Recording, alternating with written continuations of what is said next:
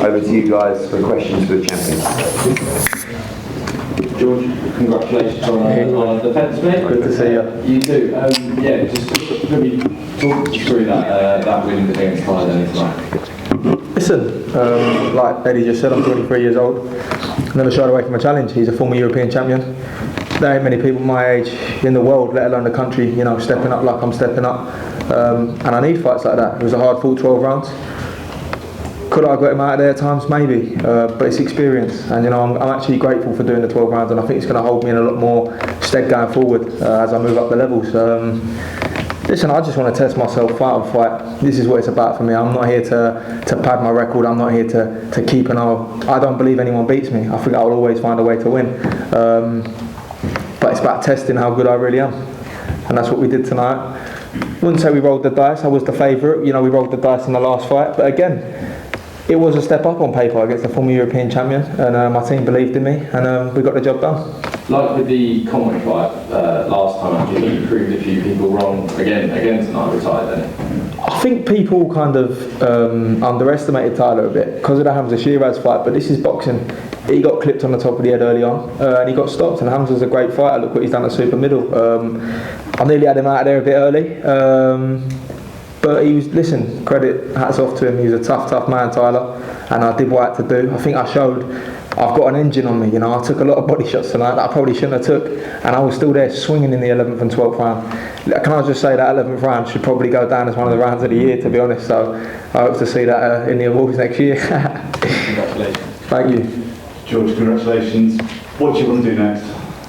Whatever my team want me to do, listen, I try, like I said in the ring, I trust Tony, trust Eddie, I'll fight anyone, like I just said then, I want to test myself against the best, fight on fight. Eddie, I think you want me to win the British outright. I think so. If that's the goal, if that's the option, listen, if opportunities come up and present themselves, I'm happy to roll the dice like we did against Conway. But listen, I'm in this game to do some big things, and I ain't going to do that by stepping backwards or stepping sideways. I want to keep pushing on. I know I'm young, but I believe I've got the potential to go on and be a world champion within the next 18 months, and I think with the team I can do that.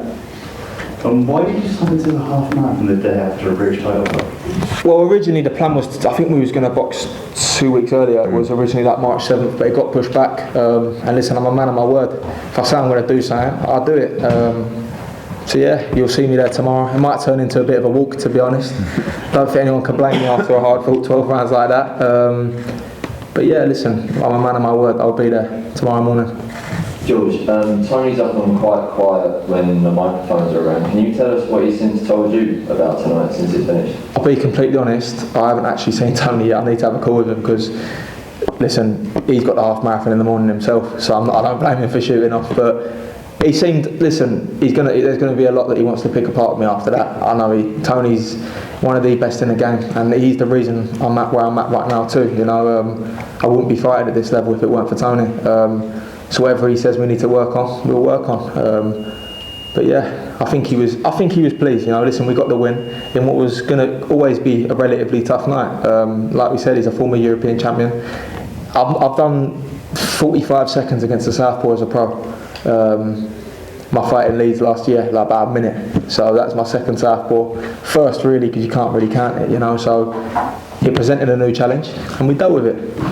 Eddie, you just said that Tony's going to pick that apart. Can you talk about what a gut check that was? Because George showed things tonight he hasn't entered before, and that's the sort of thing a young fighter typically learns a lot. Yeah, I think the one thing that you're going to struggle against naturally, other than a southpaw, is experience. So Tyler Denny's got loads of that, and that's the one thing that no matter how hard George Liddard trains and how much he improves, he can't compete with that experience at the moment. He has to use other things to compete with the experience. And I thought that's what was most impressive.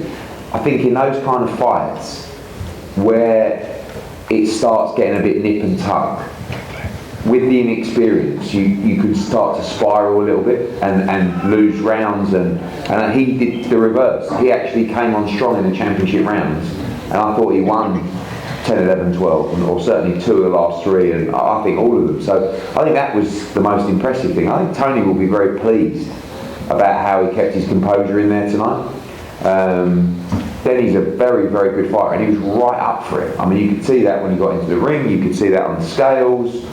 And to go Conway Denny at 23 in your 13th and 14th fight is a very, very solid move on the resume, you know. And I would like to see him win the Lonsdale belt outright. I think it's a great thing to do. But also, you know, you've got Amo Williams fighting Carlos Adames in a couple of hours. I mean, if Amo was to pull that off, who's to say we don't make Liddard Amo this year for the WBC World Title? Sounds good to me. I mean, like I said, he's up for it. You know, I thought the Conway fight was too early, but he showed unbelievable ability in that fight, and that's why we were confident to take the Denny fight. If we hadn't fight Conway, I wouldn't have wanted him to fight Denny either. So let's not hold him back. Let's just evaluate what went right, what went a little bit wrong, not much really, but just learn from another great experience.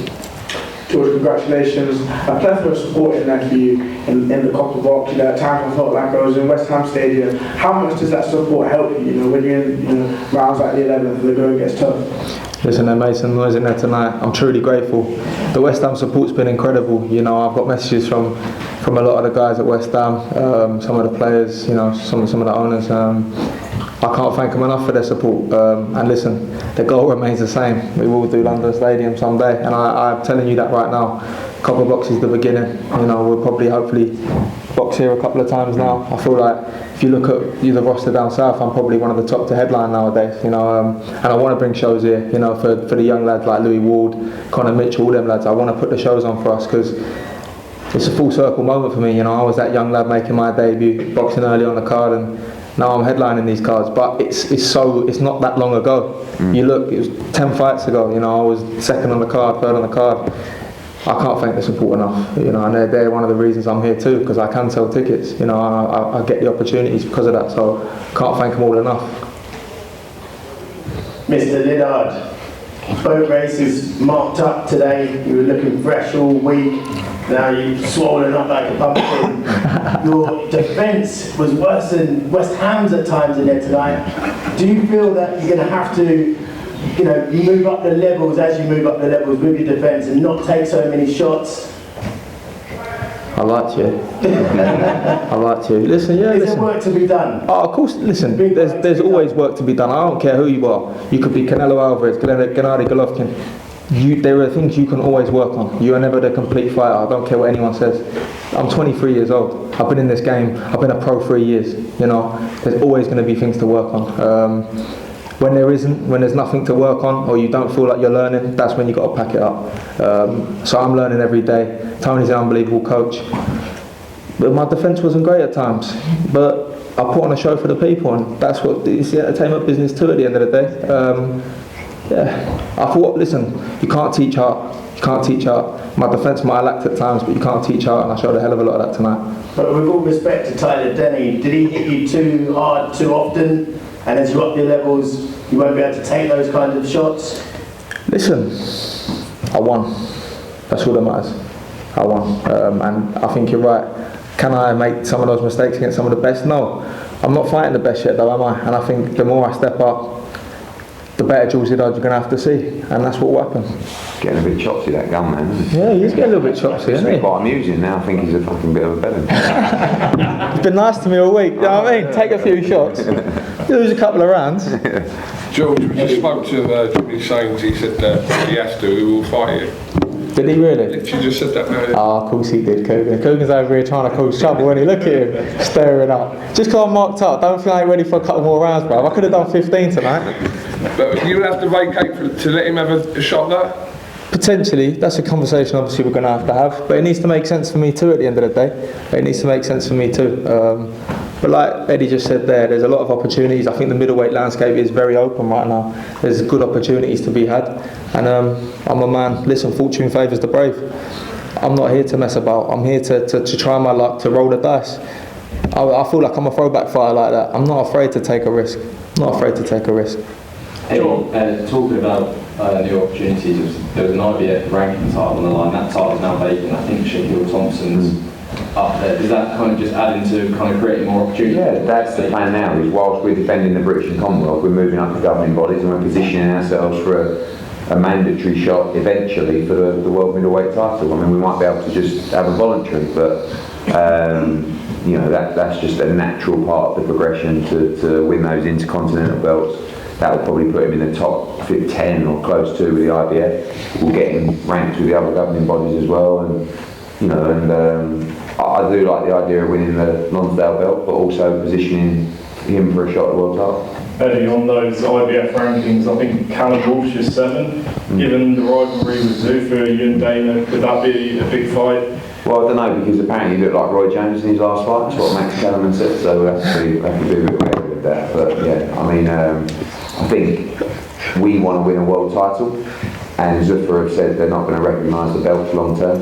So, you know, we would only fight Callum Walsh if we could defend our titles and look to challenge for the world title. We don't want to be blacklisted with the governing body. You know, George wants to win those WBCs and IBFs and WBAs and all the belts that he saw his great heroes before him have wrapped around their waist. George, I just want to go back to what Coogan said about Jimmy, and I don't imagine anybody would fight you in terms of yourself and Jimmy being out the same gym, but because you have what he wants, could that cause a little bit of friction between the pair of you, because somewhat you're holding him up, if you will, because he wants what you have? There's a lot of roots in this game. There's a lot of other belts, you know, to be won. Me and Jimmy are good pals. You know, we're in the same gym. Listen, I've known Jimmy and his family since I was 4 or 5 years old. It's not something that's new. I've known him since we were kids. And listen, I'm proud of Jim tonight. He had a hard-fought 10 rounds as well. And listen, it's healthy competition at the minute. If it causes a bit of friction, it causes a bit of friction. This is the game at the end of the day, and I don't blame him. Obviously, I have what he wants, but I don't think it's something Tony's going to let happen. People can come pay to watch the spar if they want them. Well.